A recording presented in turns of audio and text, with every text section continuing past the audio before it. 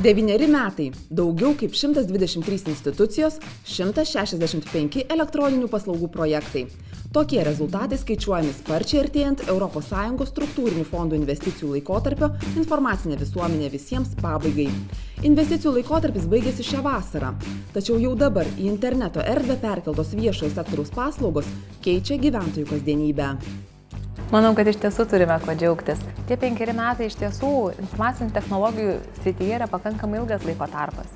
Na ir jeigu per pirmuosius apdovanojimus paprastai apdovanodavom tam tikrų avansų projektus, kad mes tikime, kad jūs sukursite kažką labai svarbaus, mes manome, kad jūsų projekto idėja yra puikiai ir kad pasieksite gerus rezultatus, tai šiandieną jau šitie apdovanojimai yra tie, kuriuose jau galim pasakyti, štai turime eilę puikių elektroninių paslaugų, elektroninių sprendimų.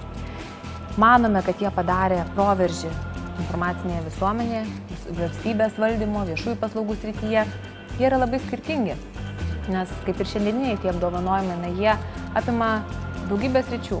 Administravimas, kažkokios elementarios procedūros, leidimai, bet jų reikia ir jas tikrai labai svarbu gauti elektroninėje erdvėje. Kultūra, suskaitmeninti objektai, įvairios paslaugos, kalbos įvairios technologijos, sveikatos dalykai. Visi yra svarbus ir visi turi savo indėlį tą informacinę visuomenę.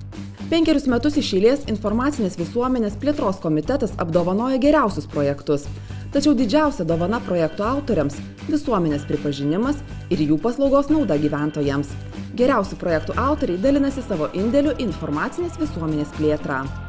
Kodėl kilo ši idėja sukurti? Tai pirmiausia, todėl, kad ūkininkai naudoja labai daug cheminių augalų apsaugos produktų. Ir tikslas buvo padėti jiems sukurti įrankį, kuris padėtų būtent priimti teisingus ir optimalius sprendimus, naudojant integruotą augalų apsaugą. Kuo daugiau ūkininkų naudos šitą sistemą, tuo bus tausojama gamta ir gaminama saugi produkcija, tai yra sveikas maistas mums, žmonėms. Mes dabar, kai dirbam su kompiuteriais, tai per klaviatūrą perduodam jam žinias, ko mes norim, dar trinam pelę paviršių, kad parodytum, ką reikia. Mums kompiuteris atsako paveiksliuku, raštu, bet jis nesupranta, ką mes kalbame. Ateina laikas, ateinantis dešimtmetis, kada jau galima bus pradėti dirbti su kompiuteriais šnekantis, taip kaip dabar mes šnekame su jumis. Tas projektas Liepa ir nagrinėja klausimus, kaip išmokyti mašinas, atpažinti, ką mes jiems sakom ir pakviesti mašiną atsakyti žodžiu, ką jinai suprato. Mes kuriame mokslo vartų portalą, kuris yra skirtas atverti mokslą verslui. Tai yra, kai verslas gali surasti ir jiems reikalingas mokslo paslaugas, o mokslas gali sužinoti, ko reikia verslui. Tai yra, verslas išsako savo poreikius.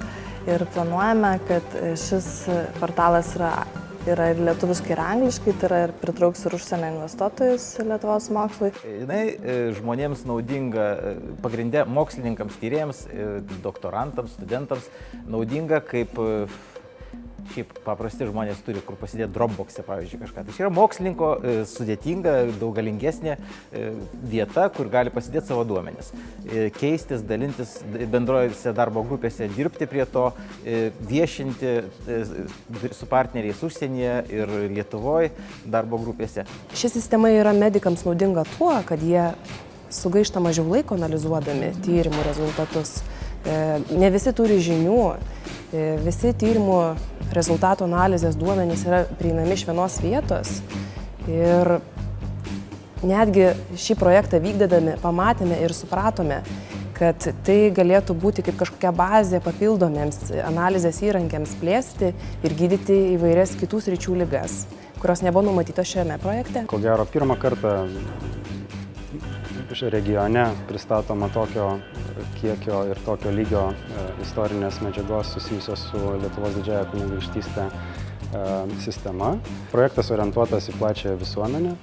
Bandyta naujausius akademinius tyrimus pristatyti įdomiai, atraktyviai, kad jie būtų lengvai suprantami, atraktyviai prieinami. Žinoma, kad vienas iš tikslų yra kelti apskritai susidomėjimą Lietuvos didžiąja kunigaikštyste ir Lietuvos istorija. Vienas ES investicijų laikotarpis baigėsi, raškomi pirmieji vaisiai, tačiau priešakyje nauji informacinės visuomenės iššūkiai. Įgavusi pagreitį, informacinė visuomenė naują finansavimo laikotarpį pasitiks su naujais iššūkiais. Viena iš tų perspektyvinių sričių elektroninių paslaugų srityje tai yra sudėtinės gyvenimo įvykius atitinkančios paslaugos. Jeigu iki šiol mes kūrėm atskirų institucijų kompetenciją esančias paslaugas, jas perkeldavom internetą, šiandieną mes jau šnekam apie tai, kad žmogui neturi rūpėti, o kokiagi viena ar kita ar trečia institucija kažkokią paslaugą teikia. Jam gimė kūdikis, jis turi visas paslaugas gauti vienu prisijungimu prie sistemų. Jis, pavyzdžiui, keliauja į užsienį, vėlgi jisai prisijungia vieną kartą ir gauna tas paslaugas.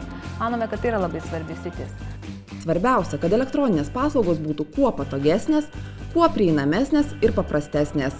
Su tokiomis užduotimis būsimų elektroninių paslaugų projektų ir sprendimų autoriai pasitiks naują investicijų laikotarpį.